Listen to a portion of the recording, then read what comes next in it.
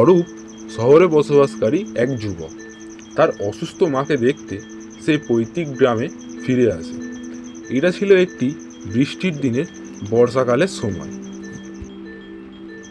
প্রবল বৃষ্টির মধ্যে অরূপ বাসে করে নিজের গ্রামে পৌঁছাল। বাস স্টপেজে নেমে অরূপ আশেপাশে তাকিয়ে দেখল আশেপাশে কোনো জনমানবই ছিল না। অরূপ বাস স্টপেজে নেমে অগত্যা সময় নষ্ট না করে নিজের গ্রামের দিকে হাঁটা শুরু করল। এই আশাতে যদি সে রাস্তার মাঝে একটি গরুর গাড়ির দেখা পেয়ে যায়। কিছু দূরে যাওয়ার পরে অরূপ দেখল একটি গরুর গাড়ি। সে তৎক্ষণাৎ গরুর গাড়িতে উঠে বসল।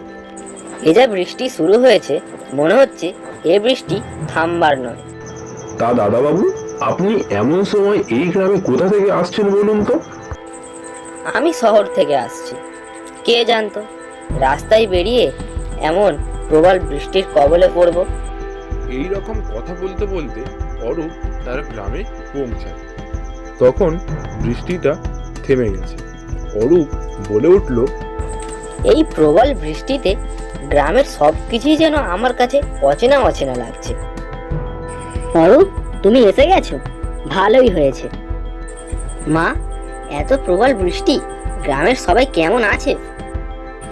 গ্রামে নাকি অনেক অদ্ভুত ঘটনা ঘটছে শুনেছি। বৃষ্টির সময় ভূতেরা ঘোরাফেরা করছে। আহ মা, এইসব গল্প আমি তোমার কাছে ছোটবেলা থেকেই শুনে আসছি। এসব কিছুই না, এইগুলো মিথ্যে কথা। অরূপ সন্ধ্যাবেলায় তার গ্রামের একটি চায়ের দোকানে যায়। সেখানে গিয়ে তার ছোটবেলার বন্ধু প্রকৃতির সাথে তার দেখা হয়ে যায়। অরূপ, এতদিন পরে তাহলে ফিরে এলি, কেমন আছিস বল? ভালো আছি রে, তোর কথা শুনেছি এখানে নাকি প্রতিদিন অনেক কিছু ঘটছে।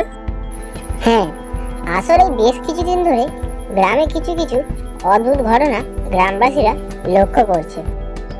বৃষ্টির রাতে অনেকেই নাকি এই পুরনো বাংলোর কাছে ভূতের ছায়া দেখেছে। হ্যাঁ, আমারই এক বন্ধুর ছেলে সেদিন বৃষ্টিতে বাড়ি থেকে বেরিয়েছিল। সে আর বাড়িতেই ফিরে আসেনি। যাতে সবার খারাপ না লাগে, অরূপ মনে মনে ভাবতে লাগলো, এই গল্পগুলো কি সত্যি হতে পারে? এইরকম কথাবার্তার শেষে অরূপ এবং প্রকৃতি নিজের গ্রামের বাড়ির দিকে আসতে থাকে। এই দেখো অরূপ, এটাই সেই বাড়িটা যেখানে গ্রামের মানুষ ভূতের উপদ্রব লক্ষ্য করেছে। প্রকৃতি, চল আজকে আমরা এই বাড়িটার ভিতরে গিয়ে দেখব যে আসলেই এখানে কি আছে যেটা গ্রামের মানুষকে এতটা পরিমাণে আতঙ্কিত করে রেখেছে। অরূপ, এটা কি ঠিক হবে? এই জায়গাটাকে নিয়ে তো অনেক ভয়ানক গল্প শোনা যায়। কিন্তু কি আর করার, অরূপের জড়াজড়িতে প্রকৃতিও অবশেষে ঘরের ভিতরে যেতে রাজি হয়ে যায়।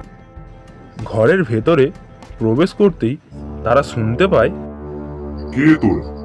তোদের এখানে আসার সাহস কি করে হলো? কে তুমি? কেন আমাদের গ্রামের এই নিরীহ গ্রামবাসীকে এতটা আতঙ্কিত করে রেখেছো? আমি ছিলাম এই গ্রামেরই মেয়ে। মৃত্যুর পরে কেউ আমার সৎকার করলো না, তাই আমি বৃষ্টির সময় আবার ফিরে এসেছি। কারণ এই বৃষ্টির সময়ের মধ্যেই আমার মৃত্যু হয়েছিল। আমরা কি কোনোভাবে তোমাকে মুক্তি দিতে পারি? সত্যি প্রকাশ করো, আমার মৃত্যুর কারণটা জানাও সবাইকে। সেই প্রেতের কথা শুনে অরূপ সকল গ্রামবাসীকে এক জায়গায় জড়ো করে এবং বলে, আমরা জানতে পেরেছি এই গ্রামের মেয়েটি মৃত্যুর পিছনে অনেক বড় একটি রহস্য ছিল। আমরা সেই সত্যিটাকে প্রকাশ করছি। এখন থেকে এই গ্রামের কেউই আর ভূতের ভয় পাবে না। তুমি অনেক বড় কাজ করেছো অরূপ। আজ তোমার জন্য গ্রামের মানুষরা স্বস্তির নিঃশ্বাস ফেলল। হ্যাঁ মা, এই গ্রামে আবার আগের মতো শান্তি ফিরে এসেছে। এখন আমরা এই গ্রামে সবাই মিলে শান্তিতে বসবাস করতে পারবো। এইরকম কথাবার্তার মাঝে আবার তারা শুনতে পেল, ধন্যবাদ, তোমাদের জন্য আজকে আমি মুক্তি পেলাম।